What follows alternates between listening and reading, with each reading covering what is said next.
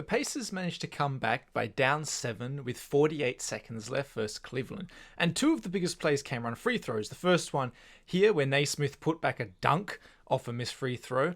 And then this one here where Halliburton got his own rebound, dribbled back out and hit the game-winning three. But both of these possessions, the refs aren't calling how you play around these free throws like the rulebook says. So let's have a look at what would have happened if the NBA followed its own rules. I want you to watch Naismith here on this putback dunk and tell me what you notice.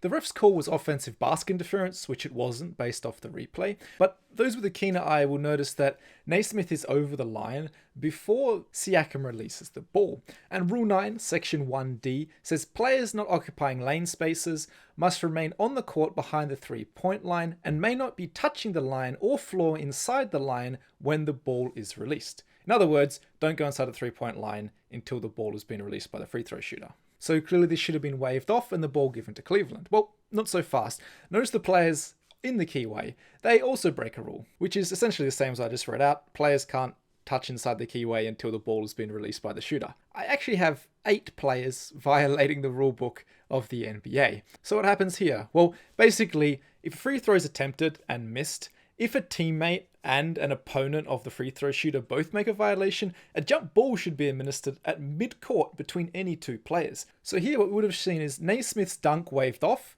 and then a jump ball in the middle of the court between the two centers of each team, potentially giving Cleveland the ball, but who knows who wins that tap.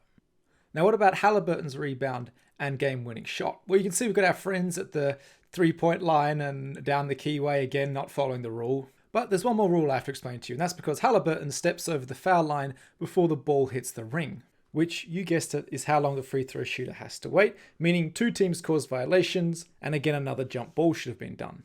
But in reality, the Pacers end up with 5 extra points off offensive free throw rebounds, which helps them win the game. Now, let's be honest, the NBA doesn't actually stick to their rulebook ever. Like, this is how the players always play. Westbrook did it himself just the other day in the knockout game versus the Clippers. And Donovan Mitchell and the Cavs have even been beneficiaries of themselves. You can see here, offensive board, send it to overtime, another lane violation, but it counts. So for consistency, the refs shouldn't call this, but perhaps they should update their rulebook. If you found this interesting, please like and subscribe.